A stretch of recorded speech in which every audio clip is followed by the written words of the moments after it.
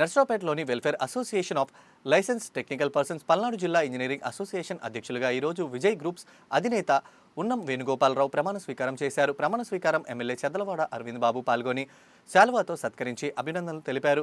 ఈ సందర్భంగా వారు మాట్లాడుతూ ఇంజనీరింగ్ ఎన్నో కొత్త ఆలోచనలతో కొత్త కట్టుబాట్లతో నిర్మిస్తూ దేశాన్ని అభివృద్ధి చేస్తున్నారని అన్నారు. ఈ కార్యక్రమంలో ఇంజనీర్లు, రియల్ ఎస్టేట్ ప్రతినిధులు తదితరులు పాల్గొన్నారు.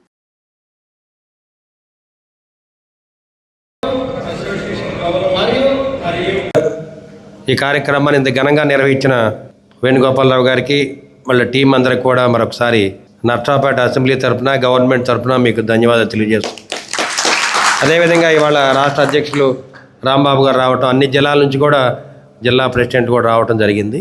ఇక్కడ ఉమ్మడి కూటమి ఏర్పడిన తర్వాత మరి ఎవరైతే welfare association of license technical persons ఉన్నారో వాళ్ళందరూ కూడా స్వచ్ఛందంగా ఎవరి ప్లాన్లు వాళ్ళకి ఇవ్వచ్చు.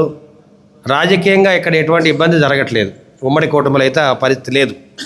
గడిచిన 5 ఏళ్లలో ఎన్నో ఇబ్బందులు పడ్డారు. రాజకీయ పరంగా ఫలానా వాళ్ళే ఈ ప్లాన్ గీయాలి, ఫలానా వాళ్ళ దగ్గరే మీరు ఈ ప్లాన్ అప్రూవల్ తీసుకోవాలని అటువంటి ఆక్షన్లు ఉన్నాయి అప్పుడు. కానీ ఉమ్మడి కూటమిలో అయితే అటువంటి ఆక్షన్లు లేవు. ఇక్కడ గమనించాల్సింది ఏంటంటే జగన్మోహన్ రెడ్డి గారు ముఖ్యమంత్రిగా ఉన్నప్పుడు ఒక దుర్మార్గపు ఆలోచనతో ఇటువంటి ఆక్షన్లు పెట్టడం జరిగింది. దానివల్ల ఏమైందంటే ఇప్పుడు ఉమ్మడి కుటుంబంలో అయితే ఎవరైనా ప్లాన్ అప్రూవల్ చేసుకోవచ్చు.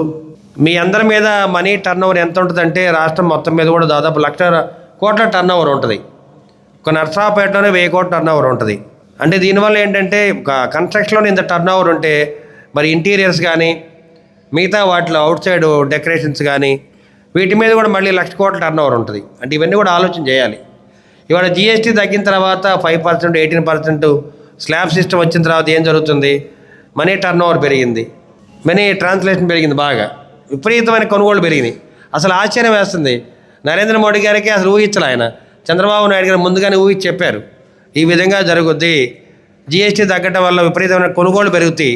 అదేవిధంగా ఆడవాళ్ళందరూ కూడా ఉచితంగా బస్సులో ప్రయాణం చేస్తున్నారు. టికెట్లు ఖర్చే కదా, దానికి 5 రెట్లు ఖర్చు పెడతారు. ఇవాళ ఎక్కడ పెట్టినా వాళ్ళే కొంటున్నారు. అంటే బంగారం కూడా GSTలో రాకపోయినా కానీ విపరీతంగా కొంటున్నారు. ఆ విధంగా మనీ టర్న్ ఓవర్ పెరిగిపోయింది. చంద్రబాబు నాయుడు గారు ఇదే చెప్పారు. ముందు మాకు ఎమ్మెల్యేలందరూ మీటింగ్ పెట్టి GST వల్ల ఈ లాభాలు ఉన్నాయి, ముందు ఎమ్మెల్యేలు తెలుసుకోండి, ప్రజల్లోకి వెళ్ళండి, దీనివల్ల ఇట్లా లాభాలు ఉంటాయి.